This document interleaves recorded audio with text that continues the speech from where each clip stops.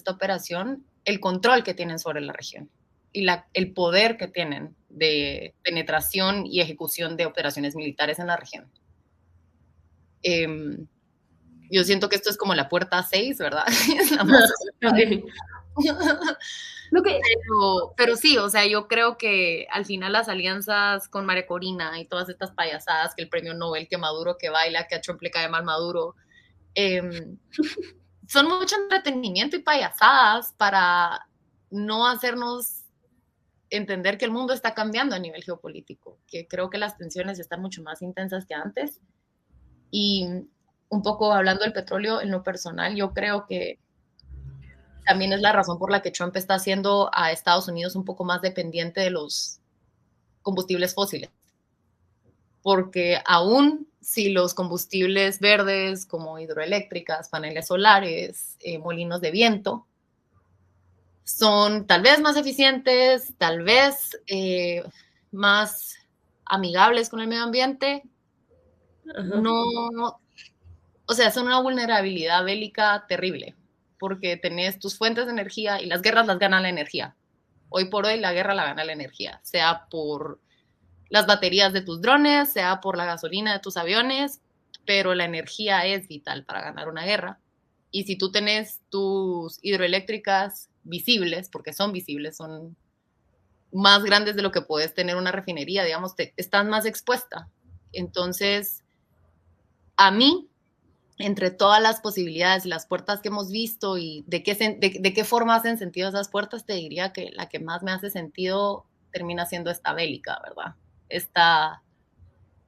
Esta triste, pero tal vez realista forma de ver que a las Américas no nos quedan muchas más opciones que en un conflicto de esta dimensión, digamos, alinearnos a los gringos, porque no podemos, como escuché en un podcast Tangente aquí en Guate, no podemos movernos hacia otra región y que nos proteja China si nos gusta más China, ¿verdad? Claro, dentro de eso podemos tener ideales y límites, ¿verdad? De qué es lo que queremos sostener de nuestros países, pero incluso, y esto lo hablaba ayer con unos amigos, creo que el que Estados Unidos nos tenga todos más alineados, digamos, ideológicamente, y que toda la región esté más en la misma línea, nos beneficia porque probablemente van a haber menos enfrentamientos si eso llegase a pasar en nuestra región, ¿verdad? Digamos, no vamos a tener una, en especial como ustedes, ¿verdad? Si se viene una guerra mundial y hay un frente entre Venezuela y sus países vecinos porque Venezuela está cooptada por otro bando, sería terrible para las Américas. Entonces, a mí me encantaría que la decisión que yo veo fuese un colonialismo de cualquier tipo o no colonialismo para América Latina, ¿verdad? O sea, ¿hay intervención gringa o no? Si así fuera, yo te diría que no hayan intervenciones, que no haya colonialismo, pero no creo que esa sea la alternativa real que estamos enfrentando. Creo que lo que estamos enfrentando realmente es más queremos que o sea, queremos alinearnos al colonialismo gringo o al de Rusia o China, ¿verdad?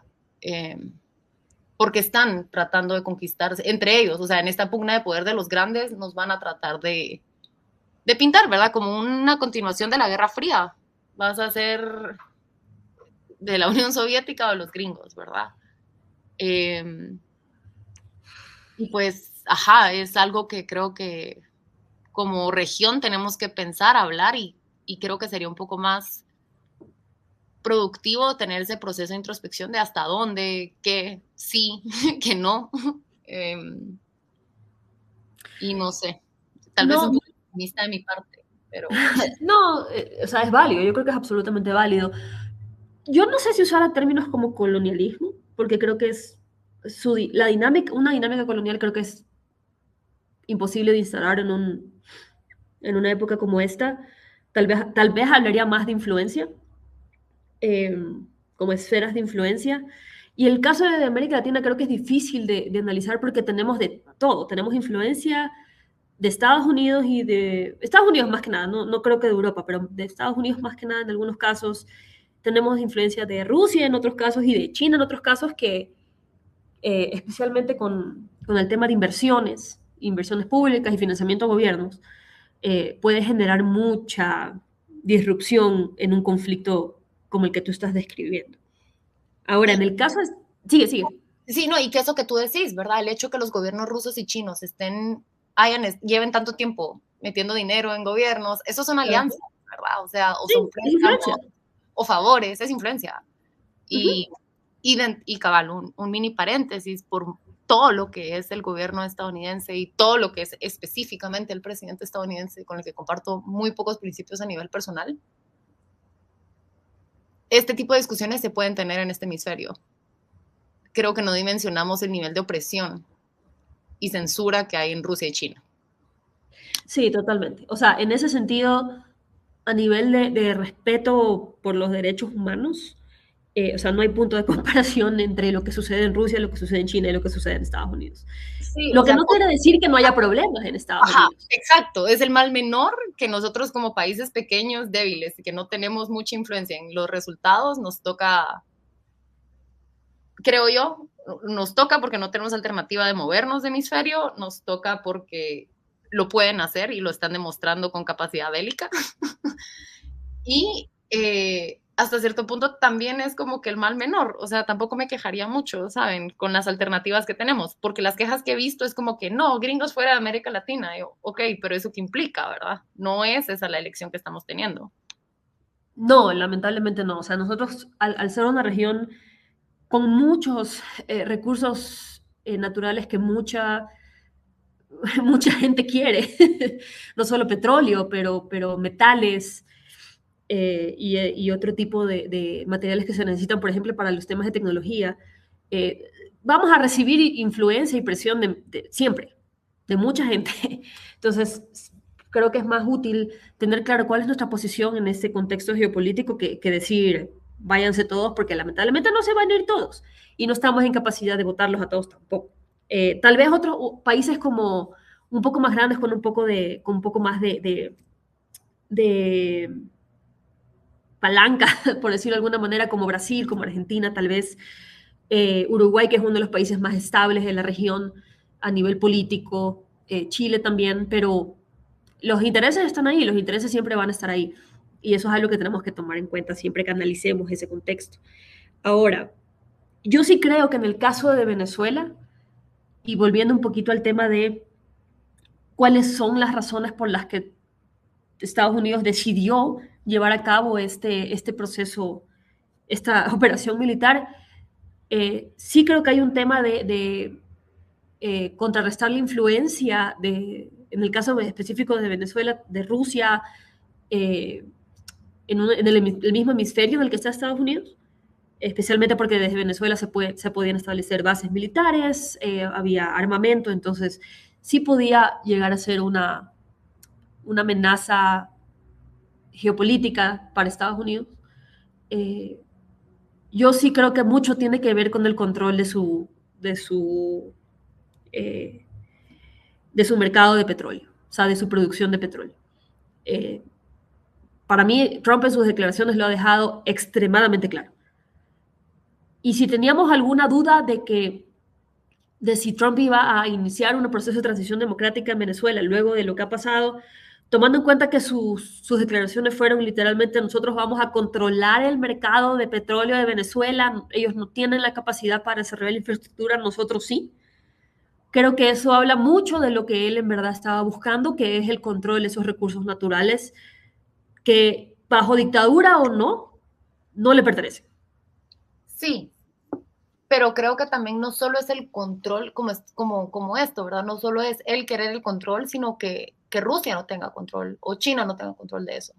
Sí, O sea, no son solo es el buscarlo, líderes, sino sí. también quitárselo a la gente que ya lo tenía, porque Venezuela con el déficit económico que tenía, realmente ya había vendido todo el petróleo, o sea, ya lo debe, pues, o sea, ya está en deuda con estos otros poderes que lo han ayudado, que le han ayudado en pues, en estas crisis post-embargo, Uh -huh. pero sí, creo que acá es donde eh, se viene un poquito, ¿verdad? Lo que vamos a continuar hablando en el podcast, las ideologías, ¿verdad?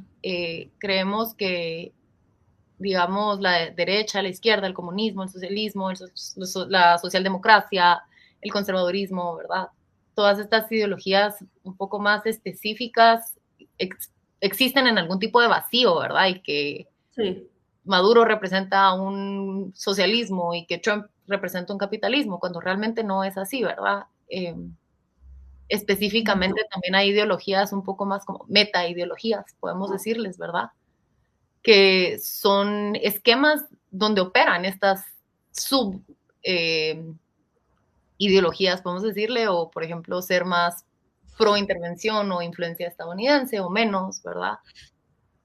Todo Sí. eso no nos damos cuenta, pero opera dentro de un esquema de una república democrática, ¿verdad? En la que los poderes están balanceados en escala y alcance y Sí. tiempo, con elecciones crónicas, digamos, o sea, con un tipo de cambio y renovación y participación, ¿verdad? De representatividad. Eh, y son imperfectas, o sea, Estados Unidos es imperfecta, Ecuador es imperfecto, Guatemala es imperfecto y requiere una eterna vigilancia, no solo para mejorar, sino a veces simplemente para no empeorar, ¿verdad? Eh, y creo que es importante que no nos dejemos eh, convencer de que estas imperfecciones no hacen que valga la pena defender el sistema, ¿verdad? Cuando estamos hablando de regímenes que tienen un solo partido en el que hacer memes políticos te puede llevar a la cárcel. En China, que tienen campos de presos de conciencia porque tienen a los musulmanes y su población musulmana encerrada. Sí. Son cosas que no... Y por mucho que en Estados Unidos y en Occidente también hayan estos grados de eso, se habla, se discute y se critica. Y para mí eso te da espacio al cambio. En los otros espacios no. Y obviamente vivir tu ideología en un mundo imperfecto a veces es frustrante, pero creo que, y esperamos, creo yo, que con estas preguntas, estas aristas, estas alternativas, se les haya dado un cachito más de claridad, ¿verdad? No sé, Vicky, ¿tú qué piensas?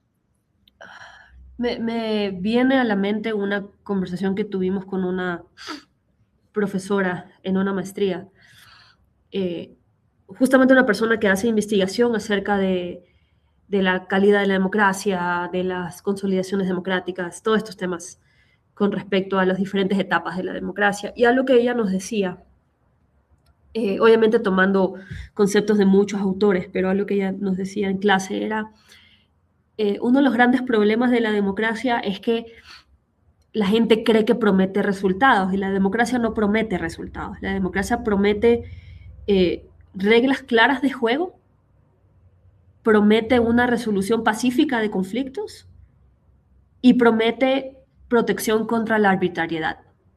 No promete riqueza, no promete prosperidad, no promete que, eh, que todo el mundo va a ser feliz.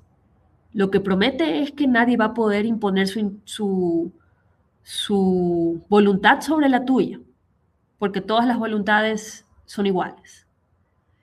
Y yo creo que ese es el gran, como el gran tema con los regímenes que no son democráticos, que cuando comienzan a decaer los regímenes democráticos, normalmente empiezan diciendo, o sea, de una u otra manera, con otras palabras, o sea, necesitamos medidas más fuertes, necesitamos personalidades más fuertes, las leyes no nos alcanzan, hay que pasar por encima de las leyes para obtener los resultados y cosas así. Y es por eso, cuando se permite ese tipo de discurso, es que se termina en regímenes como los venezolanos. No terminas en un régimen como el de Rusia, como el de China. Claro. Y hay que recordar que independientemente de tu ideología política, ¿no? Hablando a nivel de qué tipo de políticas públicas hay que implementar,